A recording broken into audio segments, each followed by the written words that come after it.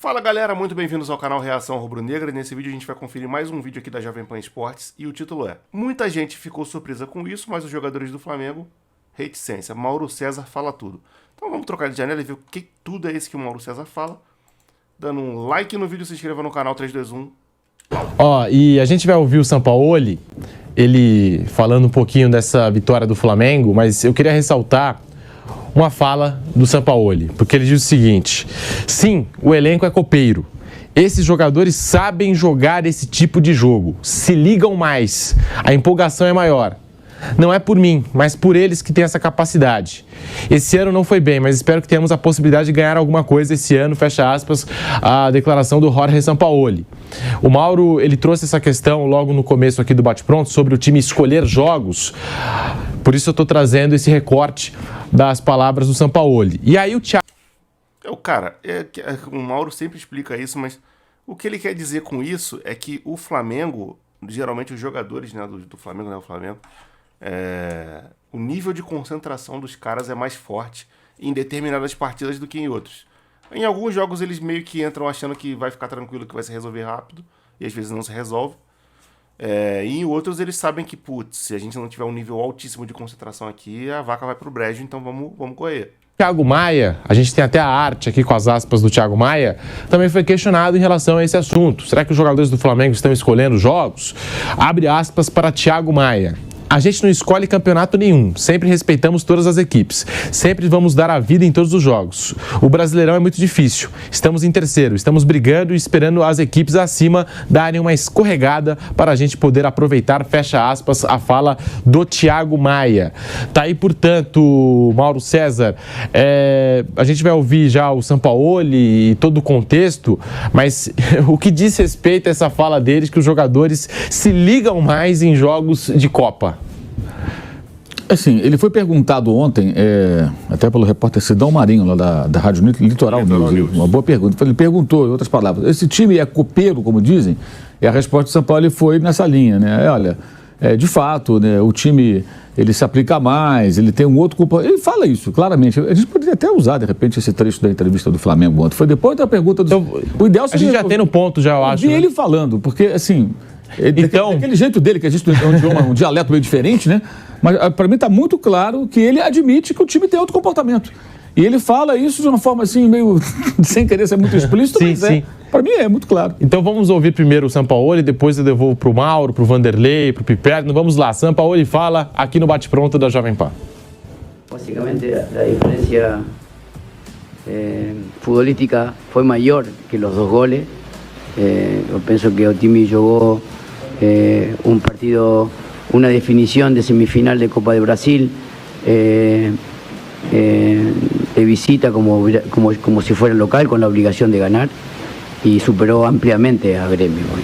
Entonces, valorizar el resultado no es tan significativo como darle valorización a la manera como se jugó. Yo que sí, yo que fue un juego que o time no aceleró juego, jugó mucha troca de pases en campo rival, dominó el juego y se defendió con la bola, que es lo que yo pretendo de este time. Bueno, y a partir de ahora tenemos que encontrar esa forma como una religión para jugar cada juego de la misma forma. Y de Felipe, bueno, nos dio desde el inicio la posibilidad de tener mejor salida, nos dio pausa, eliminación, entonces bienvenido. Yo pienso que estos jugadores saben jugar este tipo de juego, entonces se ligan más, la propuesta es mayor, entonces considero que no es por mí, sino por ellos que tienen esa capacidad, porque han jugado muchas finales, mas este año no fue bien, mas espero que ahora tengamos la posibilidad de jugar alguna este año. Aí o Sampaoli, esses jogadores sabem jogar esse tipo de jogo, se ligam mais, a empolgação é maior.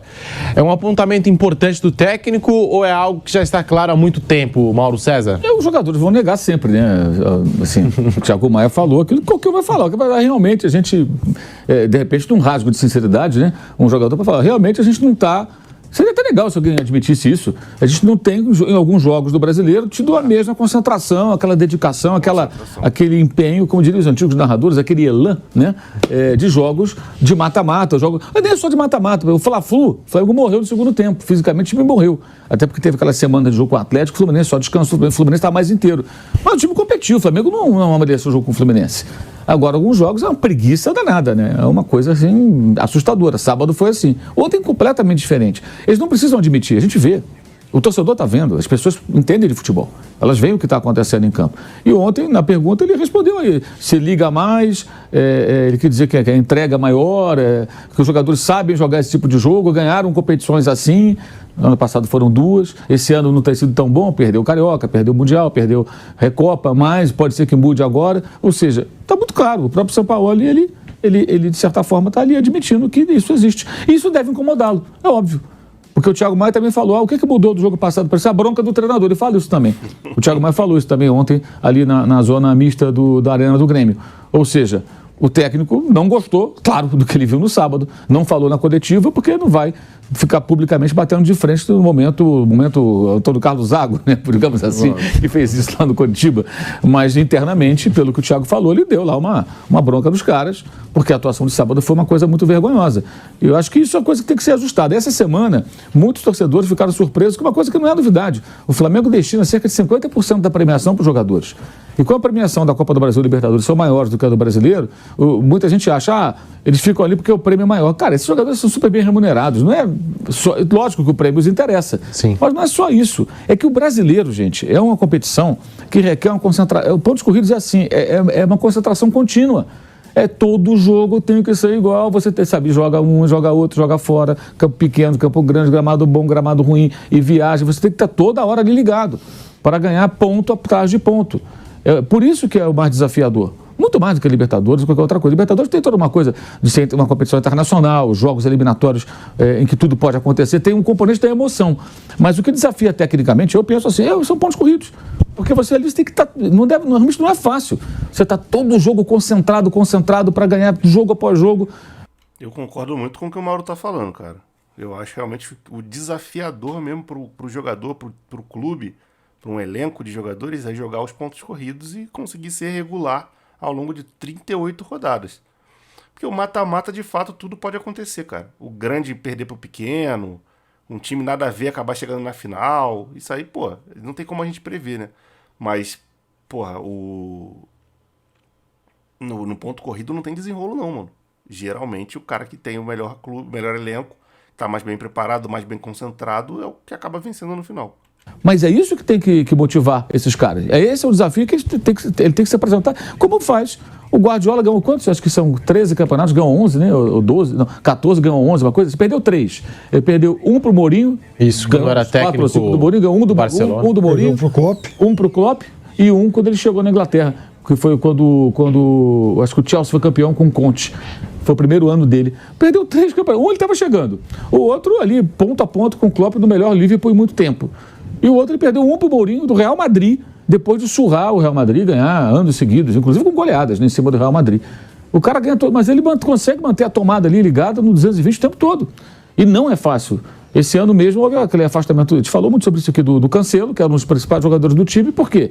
De alguma maneira não estava ali dançando a música que ele estava tocando, vai para o Bayern de Munique, mudou, o time mudou o sistema defensivo e ganhou o campeonato de novo, e o Arsenal estava na frente, tipo o Botafogo, agora bem à frente dos demais. Ele foi buscar e foi campeão de novo. Então, pontos corridos é desafiador. Agora, um elenco com tanto investimento, tanta qualidade, não pode ser por causa do prêmio, né? O prêmio pode ser um algo mais.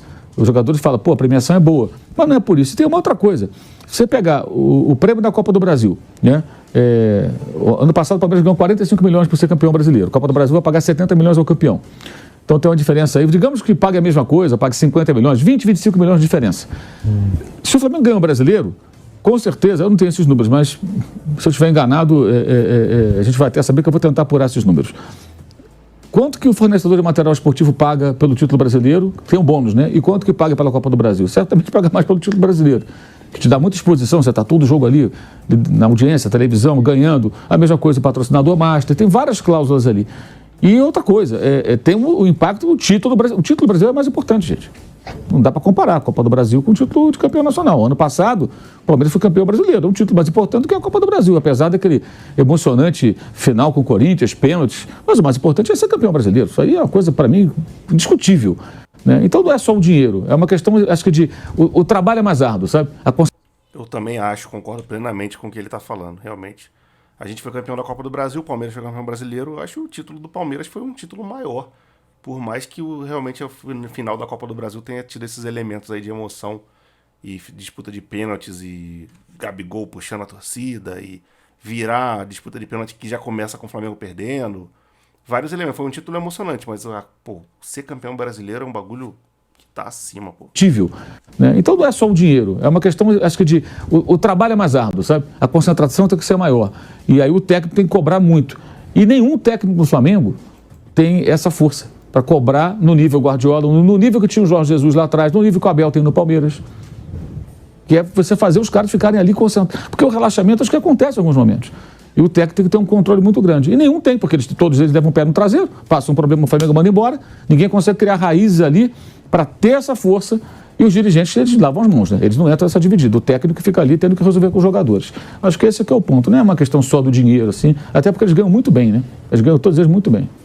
Vanderlei Nogueira, esse apontamento aí do Jorge Sampaoli, o Flamengo escolhe jogos, Vanderlei? Olha, Pedro, eu ressaltei. Primeiro eu queria começar pelo Abel.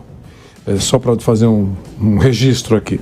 Várias vezes eu falei no programa que um dos grandes méritos do Abel, agora a coisa não está prosperando, o Palmeiras não está mostrando aquele futebol que todo mundo só elogiava, que eram águas absolutamente tranquilas por lá. Você sabe que teve um período aí espetacular, né? Vai falar o quê do Palmeiras? Tá tudo certinho no Palmeiras, né? Mas eu queria só lembrar que naquele momento, várias vezes eu destaquei que uma das virtudes do Abel era esse poder de colocar na cabeça do time que todo jogo era importante. Acabava um jogo extremamente importante, uma conquista, no dia seguinte ele vai enfrentar o Nogueirópolis e os caras vão com a mesma aplicação, jogo após jogo. E eu falei, pô, ele consegue fazer isso, os caras parecem que estão disputando uma taça todo jogo. Esse poder que ele mostrou naquele momento foi muito ressaltado aqui. Agora eu viro a página para falar do São Paulo. Esse problema, que parece que está muito claro, todo clássico, para mim, vale mais do que os 3 pontos. Em Copa ou Campeonato Brasileiro. Sempre tem, porque tem rivalidade, tem torcidas grandes envolvidas, enfim, tem grana envolvida, tem repercussão. Qualquer derrota em clássico provoca hematomas no derrotado. É sempre assim, não importa se valem 3 pontos, se é taça, não importa, é sempre muito importante. Esse jogo do Corinthians com o São Paulo, por exemplo, estava em campo uma rivalidade de 4 gerações. 93 anos, quase 4 gerações, tá certo? 355 jogos, uma série de coisas. Tabu. Você acha que vale só os 3 pontos? Só está disputando uma vaga? Não, não é isso. Tem um componente muito grande. Então o jogador se aplica muito mais, de forma inconsciente. Eu entendi o que o Mauro falou. Não há uma reunião numa sala fechada. Olha, esse jogo é para a gente adotar operação padrão. Cara, eu não consigo entender esse tabu que o São Paulo tem com o Corinthians. Acho que no Itaquerão. Cara, o Flamengo vai lá e ganha do Corinthians com regularidade até. O retrospecto é favorável. O Flamengo tem mais vitórias sobre o Corinthians lá no Itaquerão do que o Corinthians sobre o Flamengo. Acho que é 5 vitórias pro Flamengo, 4 pro Corinthians e 4 empates. Um negócio desse. O Flamengo arranca ponto do Corinthians lá dentro, pô. Caraca, e o São Paulo não consegue. Loucura. No jogo seguinte, nós temos que desempenhar mais. O comprometimento cresce. Não é assim. Mas é na cabeça. Quem é que tem que resolver isso? O São Paulo.